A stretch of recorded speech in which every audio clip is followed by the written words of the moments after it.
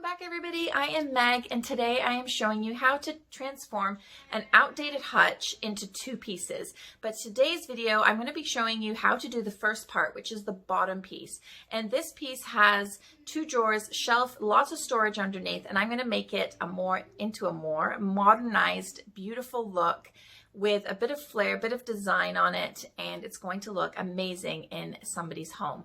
So take a look, enjoy the video, let me know what you think, and if you like it, please like this video and also subscribe to my channel for more DIY furniture makeovers and how-tos.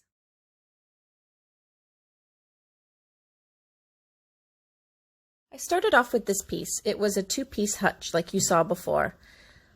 It had doors that did not come with this piece, but there were lines on the bottom from the runners, so I needed to fill these in. I filled them with a light oak wood filler and then the dry decks. I then sanded it all down once it was dry so that it was smooth and flat. I used my orbital sander and my hose came off, as you can see. If you have an attachment, put the attachment on. I then sanded the top. But this is not shown, but I needed to use a belt sander because it just was not working. And I got this beautiful wood grain. I then sanded the sides because I had planned to do a design on the side with green tape. So I scuff sanded the entire piece with my sander. As you can see right here, I did the rest of it just lightly, but I really needed the wood to show through on both sides.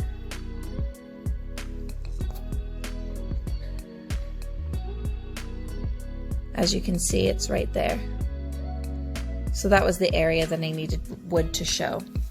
So then I got some green tape. This is called Painter's Mate. I got this at Lowe's. I got this size and then a smaller size.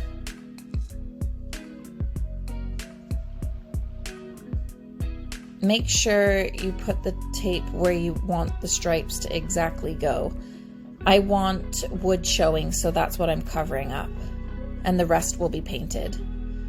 So once I've got that measured and where I want it, I'm going to cut off the sides because I don't want it overlapping.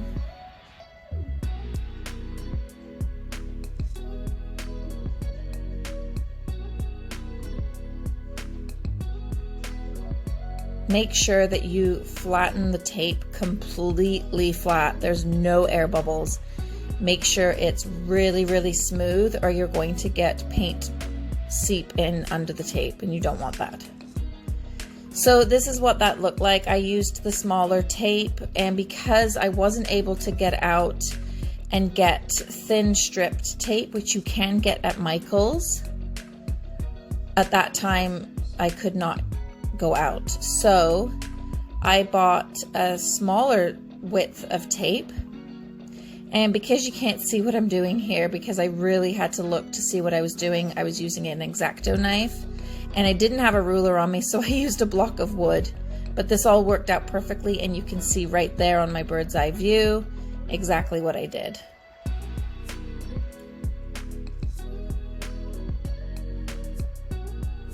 And there you have it. So I cut the top and then pulled the tape all the way down. And there you have it. So I had my thin stripe and my thicker stripe. I then cleaned the whole side and the other side and the middle of the piece as well. So I really wanted some wood showing on the legs, so I decided to sand down the legs to raw wood to match the top. It really pulled in the whole piece together. Make sure you wear a respirator when sanding.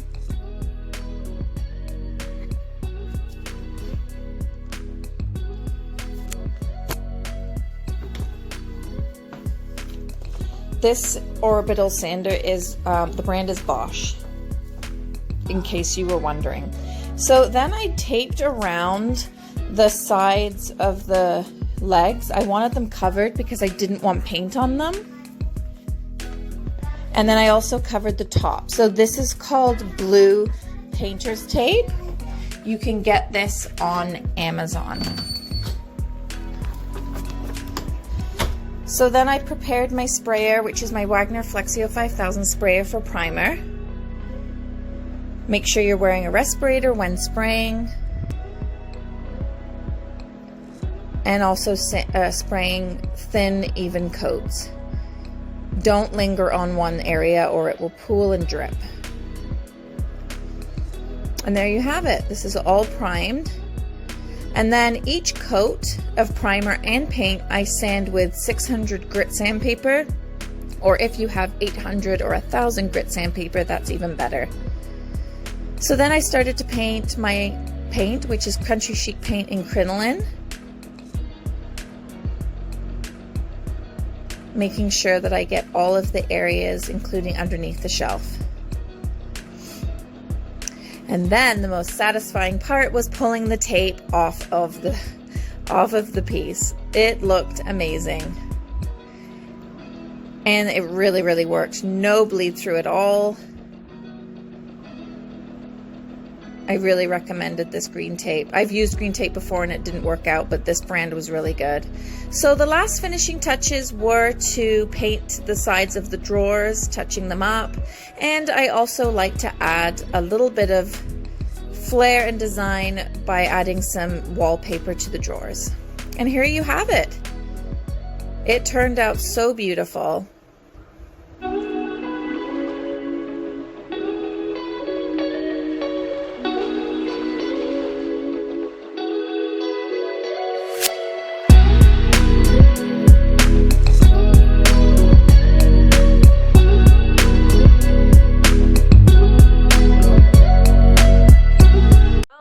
Out so well, and I am so happy with the end result of it, and it's going to look amazing in somebody's home. I really hope that this video has helped you turn your outdated pieces into something new, something beautiful and stylish in your home. So the second part to this piece is going to be coming really soon. So if you liked this video, please subscribe to my channel for more DIY furniture makeovers. Thank you for watching, guys.